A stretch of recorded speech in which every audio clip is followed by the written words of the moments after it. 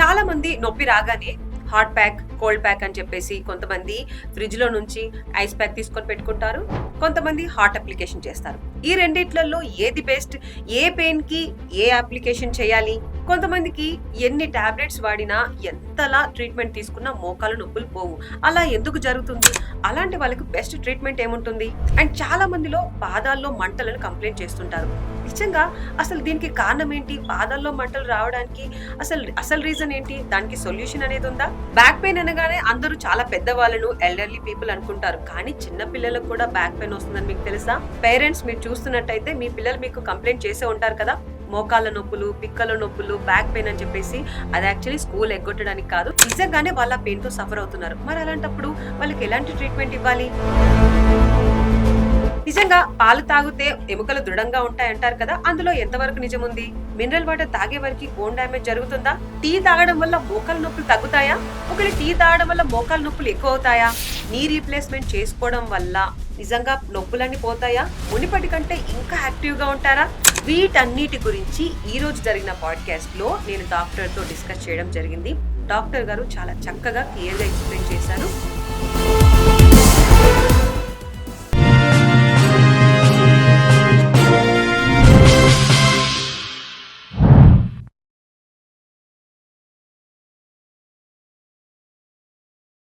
ఇప్పుడు డాక్టర్ కొంతమంది ఏంటంటే ఐస్ ప్యాక్ పెట్టుకో పెయిన్ పోతుంది అంటారు, కొంతమంది హాట్ ప్యాక్ పెట్టేసుకో కొంచెం రిలీఫ్ ఉంటుంది అంటారు. పెయిన్ పోవాలా అంటే రిలీఫ్ కోసమా ఏంటి? హాట్ అండ్ కోల్డ్ ఈ గోల్ ఏంటి? సో బేసికలీ పెయిన్ పోవటం వల్ల we will get that relief. Okay, to be frank. So ఇక్కడ as I explained you before ఎలా ఏంటి అనేది. సో జనాలకి ఏంటంటే ఇప్పుడు anything acute, I mean to say sudden గా ఇరిగింది, తగిలింది, తెగింది, ఇలాంటి అప్పుడు ఏంటంటే you need to put ice pack. Is very clear. And chronic problems ఉంటాయి, అంటే నీ పెయిన్ ఒకటి, బ్యాక్ పెయిన్ ఒకటి, థై పెయిన్ ఒకటి, యాంకిల్ పెయిన్ ఒకటి, ఈ ప్రాబ్లమ్స్ ఉన్నప్పుడు ఏంటంటే you need to put hot pack. This is very clear. ఇందుట్లో రాకెట్ సైన్స్ ఏం లేదు. అండ్ తెలియనోళ్ళు అంటే ఐ మీన్ ఎవరైతే ఈ పాడ్కాస్ట్ చేస్తున్నారో మీకు తెలియని వాళ్ళందరికీ this is very good thing అనమాట. అందరికీ చెప్పండి, అబద్ధం చెప్పొద్దు, తెలియకపోతే తెలియదని చెప్పండి, తెలిస్తే తెలుసు అని చెప్పండి. హాట్ ప్యాక్ ఎప్పుడు వాడతామంటే only for back pain, knee pain, chronic pains అంటే ఎప్పటి నుంచో ఏళ్ల తరబడి ఉంటాయి, ఆ ప్రాబ్లమ్స్కి హాట్ ప్యాక్ వాడాలి.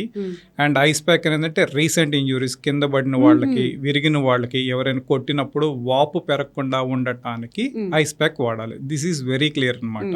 So if you go to an orthopaedic surgeon he can explain you very clearly.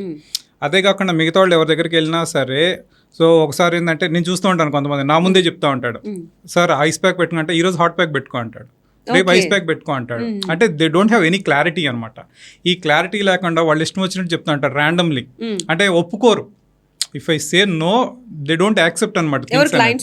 ఎవరు ఒప్పుకోరు అంటే క్లయింట్సే కాదు, పక్కన వీళ్ళకి సజెస్ట్ చేశారు సో కాల్డ్ వాట్సాప్ నాలెడ్జ్ తో ఉండే మెమరీ పీపుల్ ఉంటారు కదా, వాళ్ళు ఒప్పుకోరు అనమాట.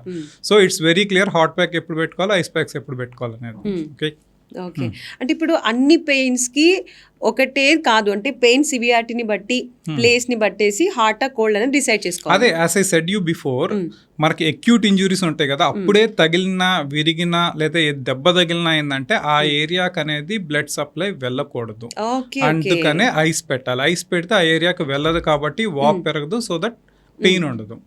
అండ్ మనకేంటంటే ఈ బ్యాక్ పెయిన్, టిని పెయిన్ అంటే క్రానిక్ పెయిన్స్ అంటూ ఉంటారు అనమాట. ఈ పెయిన్స్కి ఏంటంటే మనం ఐస్ ప్యాక్స్ కాదు హాట్ ప్యాక్స్ పెట్టాల్సి ఉంటుంది. హాట్ ప్యాక్ పెడితే ఏమవుతుందంటే బ్లడ్ సప్లై ఎక్కువ వెళ్తుంది, న్యూట్రియంట్స్ వెళ్తాయి, అండ్ రీజనరేషన్ కూడా చాలా బెటర్గా ఉంటుంది అనమాట, ఆ మజిల్ కానీ, ఆ బోన్ కానీ, ఆ ఏరియా కానీ. సో అందుకని అక్కడ ఆ ఏరియాలో హాట్ ప్యాక్ పెట్టాల్సి ఉంటుంది. ఓకే డాక్టర్, ఇప్పుడు చాలా మందిలో ఇలా నాకు పెయిన్ ఉంది, నడవడానికి రావట్లేదు అని చెప్పేసి డాక్టర్ దగ్గర తీసుకెళ్తే ఇక్కడ మీ లెగమెంట్ టేర్ అయిందండి అని చెప్తా ఉంటారు. తర్వాత ఏం చేస్తారంటే మామూలుగా స్పోర్ట్స్ ఆడతాను డాక్టర్ అని చెప్తారు. అంటే ఆ లెగమెంట్ టేర్ అంటే ఎక్కడ జరుగుతుంది, ఎలా జరుగుతుంది, అది ఓన్లీ స్పోర్ట్స్ ఆడే వాళ్ళకే జరుగుతుందా ఏంటి? అంటే బేసికల్లీ స్పోర్ట్స్ ఆడేవాళ్ళలో ఎక్కువ చూస్తూ ఉంటాం అనమాట ఇవి. సో లిగమెంట్ టేర్స్ అనేది ఏదో హై ఇంపాక్ట్ ఇంజురీ వల్ల అయ్యాయి కాదు, basically twisting and turning injuries వల్ల వస్తూ ఉంటాయి. సో మనం మోకాళ్ళు ఎక్కువ చూస్తూ ఉంటాం కాబట్టి, and most commonly sports injuries are related to knee pain, knee joint అనమాట. అండ్ యాంకిల్లో కూడా చాలా కామన్ గా చూస్తూ ఉంటాం, ATFL ఇంజురీస్ అంటారు. ఊరికి అలా సెల్ ఫోన్ పట్టుకొని మన వాళ్ళు సరదాగా మెట్లు దిగుతూ ఉంటారు, సెల్ ఫోన్ చూసుకుంటా, సడన్ గా ట్విస్ట్ అయ్యింది. ఆ ట్విస్ట్ అవడం వల్ల కాల్ ఇంత వాప్ తోటి వస్తారనమాట. So they feel like there is a fracture, but అక్కడ వెళ్ళి మనం ఎక్స్ట్రా తీస్తే you don't find it a fracture అనమాట. అక్కడ ATFL ఇంజురీస్ అంటారు, ఆ లిగమెంట్ డ్యామేజ్ అవుతుంది. సో అలాగే ఇప్పుడు మన మోకాళ్ళలో మోస్ట్ కామన్ గా మేము చూసేది ఇంజురీస్ వచ్చేసి ACL లిగమెంట్ అంటాం. మనకి అప్పర్ బోన్ ఇలా ఉంటది, లోయర్ బోన్ ఇలా ఉంటది, లిగమెంట్ అనేది ఇలా ఉంటది. సో మనం మామూలుగా నడిచేటప్పుడు తిరిగేటప్పుడు ఏంటంటే రెండు బోన్స్ ఒకే డైరెక్షన్ లో ఇలా తిరగాలి. కానీ ఒక బోన్ ఇటు తిరిగి ఒక బోన్ ఇటు తిరిగిందంటే there will be stress and strain over the ligament. Obvious గా ఏమైంది, ఆ లిగమెంట్ డ్యామేజ్ అయిపోయింది. So twisting and turning injuries లోనే లిగమెంట్ డ్యామేజెస్ అవుతాయి. సో ఈ లిగమెంట్ డ్యామేజ్ అయినప్పుడు earlier it was a different story. అప్పుడు ఏంటంటే విల్ వెయిట్ అండ్ వాచ్ అనమాట. ఒక 6 weeks వెయిట్ చేద్దాం, 8 weeks వెయిట్ చేద్దాం, వెయిట్ చేసిన తర్వాత చూద్దాం అని అనుకుంటూ ఉంటాం. ఒక్కసారి స్టెబిలిటీ రీగైన్ అయిద్దాం అనుకోని. కానీ అవుట్ ఆఫ్ సర్ప్రైజ్ ఇప్పుడు సర్జరీస్ చేసేటప్పుడు ఎలా ఉంటుందంటే, once you put a camera inside, knee joint లో కెమెరా పెట్టగానే ఎంత కార్టిలేజ్ డ్యామేజ్ ఉంటుందంటే పేషెంట్స్ కి చాలా ట్రెమెండస్ గా డ్యామేజ్ ఉంటుంది. సో ఈ కార్టిలేజ్ డ్యామేజ్ అనేది విచ్ ఈస్ ఇర్రిపేరబుల్. సో మనకి మోకాళ్ళలో వీ హ్యావ్ జాయింట్ లో లిగమెంట్స్ ఉంటాయి, మెనిస్కస్ అంటే meniscus is basically cushion like structure అనమాట. మళ్ళీ కార్టిలేజ్ ఉంటుంది. సో మెనిస్కస్ ని యూ కెన్ రిపేర్, వేరస్ లిగమెంట్ ని యూ కెన్ రిపేర్, బట్ లేదంటే రీకన్స్ట్రక్ట్ చేయొచ్చు, రీప్లేస్ చేయొచ్చు. But cartilage is the only thing which irreplaceable. దాన్ని ఏం చేయలేం, ఒకసారి అలా డ్యామేజ్ అయిందంటే అంతే అనమాట.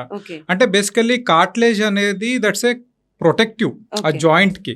ఆ కార్టిలేజ్ అనేది ఇయర్స్ పెరిగే కొద్దీ మనకి డ్యామేజ్ అవుతూ ఉంటుంది, ఐ మీన్ రిపేర్ అవుతూ ఉంటుంది, డ్యామేజ్ అవుతూ ఉంటుంది. దానికి అదే సెల్ఫ్ హీలింగ్ ఉంటుంది. బట్ ఒక పాయింట్ ఆఫ్ టైం అయిన తర్వాత మాక్సిమం డ్యామేజ్కి వెళ్ళిందంటే that cannot regenerate by itself. ఈ మెనిస్కస్ కి మనం చేసేసి యాంకర్స్ వేసి ఏదో చేసేసి రిపేర్ చేసేయచ్చు అనమాట. Versus for cartilage you can't do anything. అందుకని అంటాం కదా మోకాళ్ళు అరిగిపోతున్నాయి అంటే అరిగిపోయేది ఏంటంటే అక్కడ కార్టిలేజ్ పోతుంది.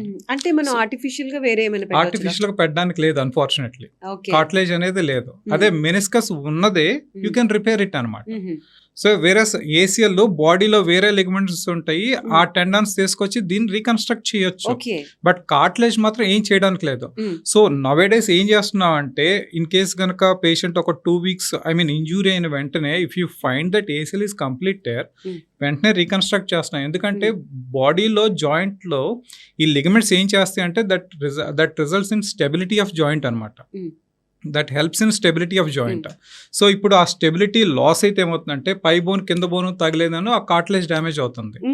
Rather than damaging our own cartilage, అదే ACL రీకన్స్ట్రక్ట్ చేసామంటే ఆ డ్యామేజ్ అనేది ఫర్దర్ గా ప్రివెంట్ చేయొచ్చు.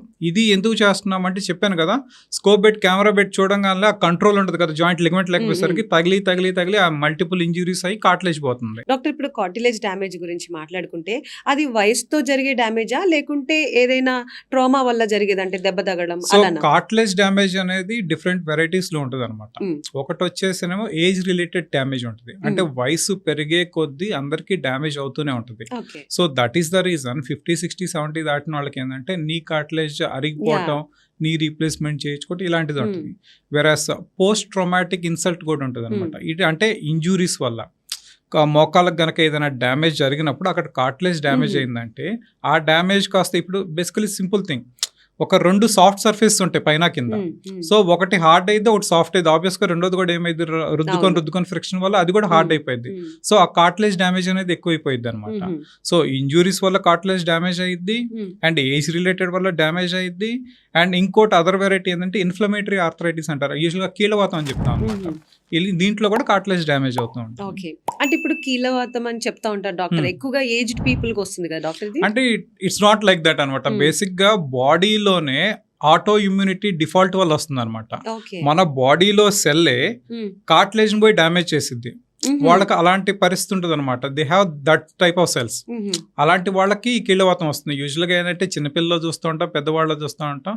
But most commonly, but we never know what exactly the reason, ఫీమేల్స్లో ఎస్పెషల్లీ 25 నుంచి 45 ఏజ్ ఫీమేల్స్లో చాలా ఎక్కువ చూస్తూ ఉంటాం అనమాట. ఓకే, అంటే మేల్స్ కంటే ఫీమేల్స్ లో ఈ కండిషన్ అనేది ఎక్కువగా కనిపిస్తుంది. ఇన్ఫ్లమేటరీ ఆర్థరైటిస్ ఎక్కువ చూస్తూ ఉంటాం. అంటే కీళ్ళవాతం తెలియదు. You never know the reason exactly. Okay, అంటే దానికి మగవాళ్ళకి దేవుడు ఇచ్చిన వరమేమో. బట్ ఎక్కువగా లేడీస్ ఎక్కువ వర్క్ చేస్తారు కదా డాక్టర్ ఇంట్లో. అంటే ఆ వర్క్ చేయడం వల్ల అంటారా, లేకపోతే ఓవర్ వెయిట్ వల్ల అంటారా, లేకపోతే ఏ విధంగా దీనికి ట్రీట్మెంట్ అనేది ఇస్తారు? అంటే ఇన్ఫ్లమేటరీ ఆర్థరైటిస్ అనేది no way related to weight basically. అది ఇందాక నేను చెప్పినప్పుడు బాడీలోనే ఆటోమేటిక్ గా సెల్ అనేది అగెనెస్ట్ అయిపోయింది ఇమ్యూనిటీ సిస్టమ్ కి, అది పోయి డ్యామేజ్ చేసేది. వెరస్ ఆస్టియో ఆర్థరైటిస్ అంటారు బేసిక్ గా ఏజ్ రిలేటెడ్ చేంజెస్. ఈ ఏజ్ రిలేటెడ్ చేంజెస్ లేడీస్ లో ఎక్కువ ఎందుకు చూస్తామంటే they won't be having oestrogen hormone after 45 అంటే పీరియడ్స్ అన్ని అయిపోయిన తర్వాత, మెనోపాజ్ అటైన్ అయిన తర్వాత వీళ్ళకి ఏంటంటే they won't be having oestrogen. Oestrogen ఏం చేస్తుందంటే bone health and quality maintain చేస్తుంది. సో ఇప్పుడు ఆ హార్మోన్ అనేది లేకపోవడం లేదంటే బోన్ వీకెన్ అవుతుంది. ఆ వీక్నెస్ వల్ల బోన్ పెయిన్స్, జాయింట్ పెయిన్స్ ఎక్కువ వస్తూ ఉంటాయి. టెస్టోస్టెరాన్ వచ్చేసి మేల్ లో ఉంటది, ఈస్ట్రోజన్ ఫీమేల్ లో ఉంటది కదా. మరి ఈస్ట్రోజన్ అనేది ఫీమేల్ లోనే ఎక్కువ ఉన్నప్పుడు వీళ్ళకి ఎందుకు ప్రాబ్లం ఎక్కువగా ఉంటుంది? Oestrogen helps in bone quality maintenance. So oestrogen అనే హార్మోన్ అప్పటి నుంచి సెడేట్ అయిపోయింది, ఐ మీన్ డిక్రీజ్ అవుతూ అయిపోయింది అనమాట. వన్స్ ఓవరీస్ ఫంక్షన్ యాక్టివ్ ఉండదు ఆఫ్టర్ 45 years. సో దానివల్ల ఏంటంటే oestrogen is produced by ovaries basically. అది యాక్టివ్ గా ఉండదు కాబట్టి ఈస్ట్రోజన్ హార్మోన్ ఉండదు, దానివల్ల బోన్ క్వాలిటీ కూడా తగ్గింది. ఇప్పుడు అంటే దాన్ని మీరు ఇప్పుడు ఇంజెక్షన్స్ ఇవ్వచ్చా డాక్టర్?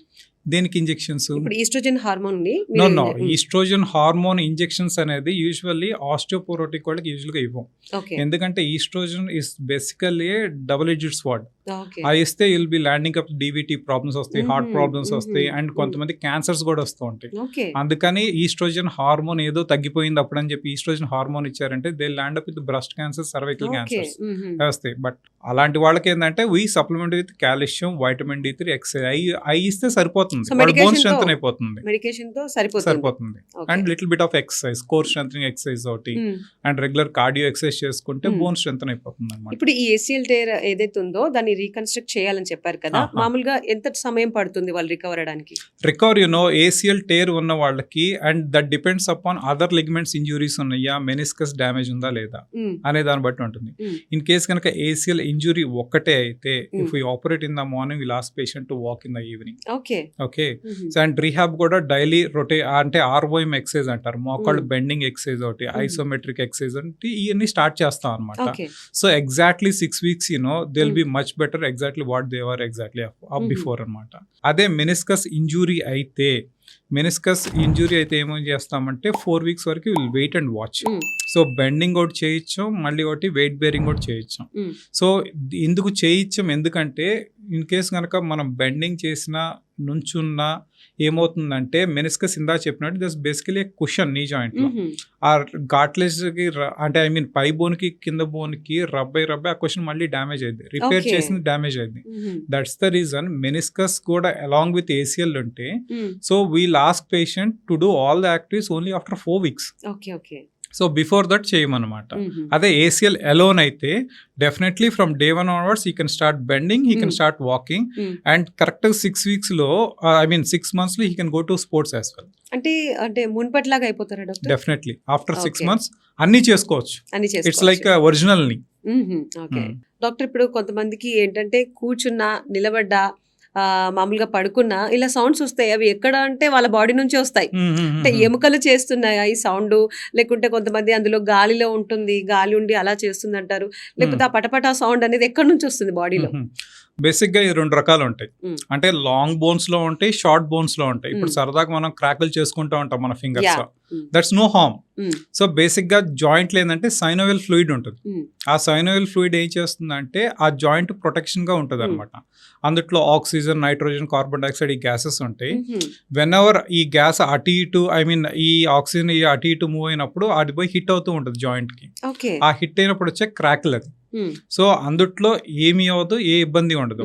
కానీ ఒక్కోసారి ఏంటంటే ఈ క్రాకులతో పాటు కొంతమందికి పెయిన్ వస్తూ ఉంటుంది, వాప్ వస్తూ ఉంటుంది, రెడ్నెస్ వస్తూ ఉంటుంది. These are red flag signs, dangerous signs అనమాట. సో ఇలా ఉన్నప్పుడు ఏంటంటే ఇందాక చెప్పినట్టు ఇన్ఫ్లమేటరీ ఆర్థరైటిస్ అంటారు వీటిని. సో ఇవి ఉన్నప్పుడు అంటే they need to consult a doctor. ఓకేనా? అదే మళ్ళీ కొంతమంది పెద్దవాళ్ళలో మోకాళ్ళు నడుస్తుంటే పట్ పట్ పట్ ఏదో బఠానీలు అవుతున్నట్టు మోకాళ్ళు బఠానీలు ఉన్నట్టు సౌండ్లు వస్తూ ఉంటాయి. ఇవేంటంటే ఇందాక చెప్పినట్టు కార్ట్లేజ్ అనేది పై బోన్ కి కింద బోన్ కార్ట్లేజ్ డ్యామేజ్ అవుతే ఏమవుతుందంటే పైన బోన్ వచ్చేసి కింద బోన్ మీద డైరెక్ట్ గా అటాచ్ అయ్యింది. సో బోన్ ఆన్ బోన్ ఈ ఫ్రిక్షన్ వల్ల వచ్చే సౌండ్స్ అయ్యి. So we need to know what exactly the sound is. అదే కనుక మోకాళ్ళ వస్తుంది, ఒక ఏజ్ పై ఏజ్ పడి ఉన్నారంటే డెఫినెట్లీ అది అరుగుదల వచ్చిన సౌండ్సే. వేరే చేతుల్లో వచ్చే crackle sound you can take it easy అనమాట. అసలు వరి అవ్వాల్సిన అవసరం లేదు దాని గురించి. అంటే ఇంకోటి ఏంటంటే డాక్టర్, కొంతమంది క్రాక్ చేసిన తర్వాత ఆ సౌండ్ విన్నాక సాటిస్ఫై అవుతారు. దానివల్ల what they feel is okay, ఇప్పుడు నా పెయిన్ పోయింది, కొంచెం ఇప్పుడు నా కాళ్ళు చేతులు ఫ్రీ అయ్యాయి, ఆ సౌండ్ వచ్చేదాకా ఇలా ఇలా ఇలా చేస్తూనే ఉంటారు. అంటే దాని బ్యాక్ స్టోరీ ఏంటి? సో బేసిక్ గా ఏంటంటే జాయింట్ కొంచెం చుట్టుపక్కల లిగ్మెంట్స్ అనేది స్టిఫ్ గా ఉంటాయి అనమాట. వన్స్ యూ క్రాకుల్ యూనో ఆ స్టిఫ్నెస్ అనేది రిలీజ్ అయింది. ఆ రిలీజ్ అయిన వెంటనే మనకి ఏదో తెలియని సాటిస్ఫాక్షన్ వచ్చింది. సో అది మనం చేసుకోవటం కాకుండా మన చుట్టుపక్కల వాళ్ళు కూడా కొంతమంది చేస్తూ ఉంటారు ఆ crackle sounds. And basically that's personal satisfaction అంతే. అంటే దాని వల్ల ఏం హార్మ్ ఉండదు? No harm, nothing. బెనిఫిట్స్ నేను చెప్పినట్టు వాప్ వచ్చేసిద్ది, రెడ్నెస్ ఉంది, పెయిన్ ఉందంటే డేంజరస్ ఛాన్స్. వేరే మామూలు సౌండ్స్ వచ్చినంటే పట్టించుకోవాల్సిన అవసరం లేదు. బెనిఫిట్స్ అంటే పర్సనల్ సాటిస్ఫాక్షన్, మెంటల్ సాటిస్ఫాక్షన్, అంతే అంతే. ఓకే డాక్టర్, ఇప్పుడు కొంతమంది పడుకునేటప్పుడు నైట్ కొంతమంది సోఫాలో పడుకుంటారు, కొంతమంది ఫ్లోర్ మీద పడుకుంటారు, కొంతమంది బెడ్లో పడుకుంటారు. బెడ్లో కూడా చాలా వెరైటీస్ ఉంటాయి. కొంతమంది కొన్ని బెడ్లో పడుకోగానే నడుము పట్టేసింది, బాడీ పెయిన్స్ అని కంప్లైంట్ చేస్తారు. కానీ కొన్ని రోజుల తర్వాత అర్థమవుతుంది వాళ్ళకి, నాకు బెడ్ వల్ల వచ్చింది, మెయిన్ కల్ప్రిట్ ఇది అని ఐడెంటిఫై చేసుకోవడానికి టైం పడుతుంది.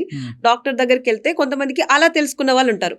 మీరు ఏ బెడ్ మీద పడుకున్నారండి అని డాక్టర్ అడిగితే అప్పుడు ఈ బెడ్ మీద వల్ల పడుకోవడం వల్ల ఇంత problems, back pain, knees pain ఇలా ఏ విధంగా ఎందుకు వస్తాయి డాక్టర్? ఎటున్నా మెమరీ ఫోమ్ మ్యాట్రసెస్ కానీ లేదంటే మరీ హార్డ్ మ్యాట్రసెస్ కానీ దీనివల్ల ఏమవుతుందంటే మజిల్ సోర్నెస్ పెరిగిద్ది అనమాట. అండ్ దట్టు మనం పడుకునేటప్పుడు కాంటూరింగ్ కూడా మారిపోతుంది.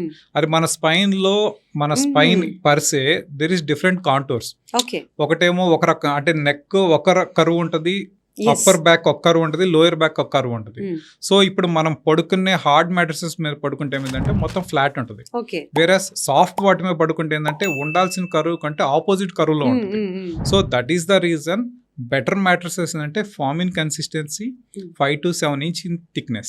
That should be coir on top of the latex foam. That is the best mattress. అంటే ఇప్పుడు డాక్టర్ మీరు చెప్పేది ఏంటంటే కొంతమంది అంటారు మేము 50,000 పెట్టి తీసుకున్న మ్యాట్రస్, కొంతమంది ₹1,00,000 పెట్టి తీసుకున్నాము, అయినా ఎందుకు నాకు ఈ పెయిన్ వస్తుంది అని చెప్తారు.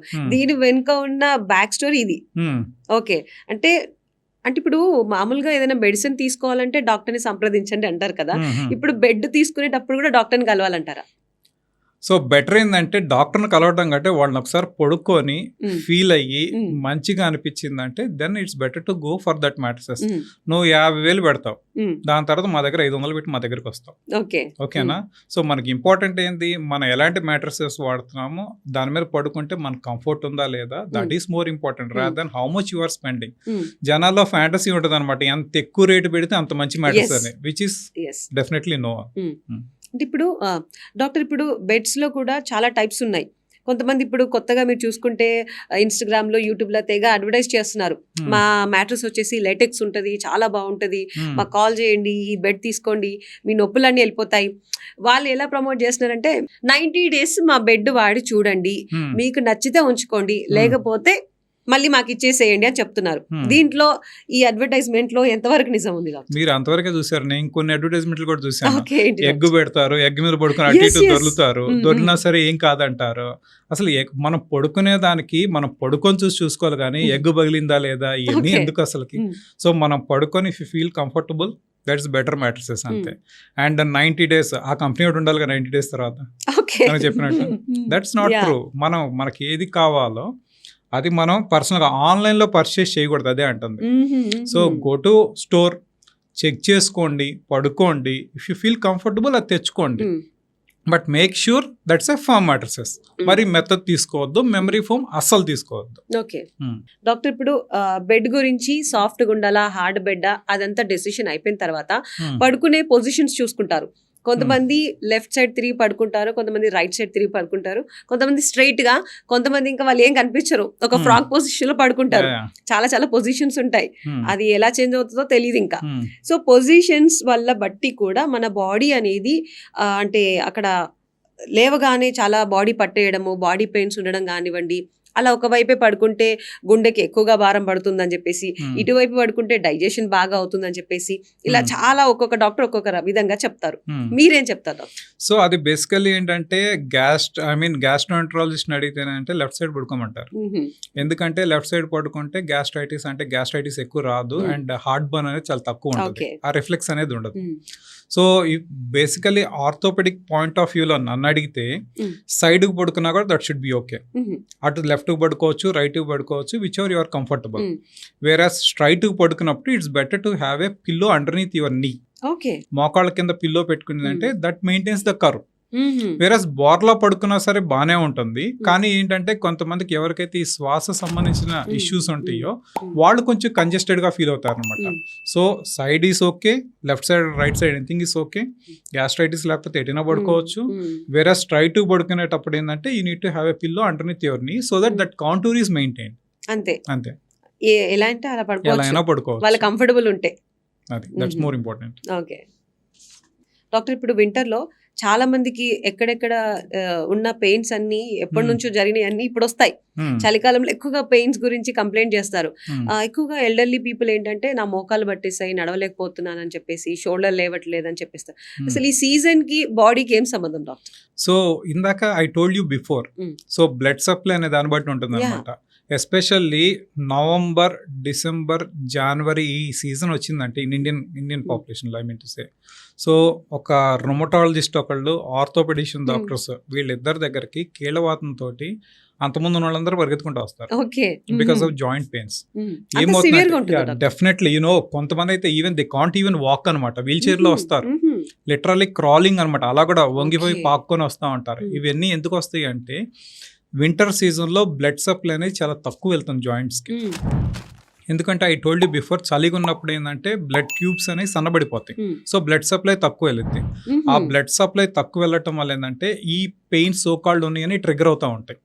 ఎందుకంటే న్యూట్రియంట్స్ అన్ని వెళ్ళట్లేదు అక్కడికి, వెళ్ళాల్సిన న్యూట్రియంట్స్. అదే కనుక న్యూట్రియంట్స్ కనుక వెళ్ళినాయి అంటే ఆబ్వియస్గా పెయిన్స్ ఉండవు. సో అందుకనే పెయిన్స్ అన్ని ట్రిగర్ అవుతాయి వింటర్లో. అండ్ ఇన్ఫ్లమేటరీ ఆర్థరైటిస్ ఇందా చెప్పాను, కీళ్ళవాతం. ఈ కీళ్ళవాతంలో కూడా ఏంటంటే ఆ టైంలో అంటే బ్లడ్ అనేది ఎక్కువ వెళ్ళదు, న్యూట్రియంట్స్ వెళ్ళదు, కాబట్టి పెయిన్స్ ఎక్కువ ఉంటాయి అనమాట. సో వీళ్ళందరికీ మేము చెప్పేది ఏంటంటే ఎర్లీ మార్నింగ్ లేచిన వెంటనే గోరువెచ్చని నీళ్ళలో సాల్ట్ వేసుకొని కాళ్ళు చేతులు పెట్టుకోమంటాం. ఆ పెట్టుకున్న వెంటనే definitely they will be having extremely good relief అనమాట. Then they can carry on. ఎందుకంటే వింటర్ లేచినప్పుడే ఆ స్టిఫ్నెస్ ఉంటుంది. సో లేచిన అంటే ఎర్లీ మార్నింగే ఉంటుంది అంత చలి, లేటర్ ఆన్ పాస్ అయ్యే కొద్దీ అంత చలి ఉండదు అనమాట. అందుకని లేచిన వెంటనే ఫస్ట్ చేయమనేది ఇది అనమాట. ఇది చేసిన వెంటనే ట్రెమెండస్ రిలీఫ్ ఉంటుంది and they will be back to normal activity అనమాట. ఇప్పుడు చలికాలంలో నొప్పులు ఎక్కువ అవడం అనేది నిజమే అంటారు? డెఫినెట్లీ. అంటే డాక్టర్, ఇప్పుడు చలికాలంలో ఓన్లీ అంటే ఈ ఆర్థో ప్రాబ్లమ్స్ ఉన్న వాళ్ళకే సివియారిటీ ఎక్కువ ఉంటుందా? కామన్ పీపుల్ కూడా ఇలాంటి ప్రాబ్లమ్స్ ఫేస్ చేస్తారా? కామన్ పీపుల్లో కూడా ఫేస్ చేస్తారు, బట్ అంత సిగ్నిఫికెంట్ గా ఉండదు అనమాట. ఎవరికైనా అందరికి ఒకే రకంగా ఉంటుంది, బట్ యాజ్ సచ్ వీళ్ళకి ఆల్రెడీ అండర్లయింగ్ ప్రాబ్లం ఉంది కాబట్టి ఇంకా ఎక్కువ ఉంటుంది అనమాట ఈ ప్రాబ్లం. అంతే.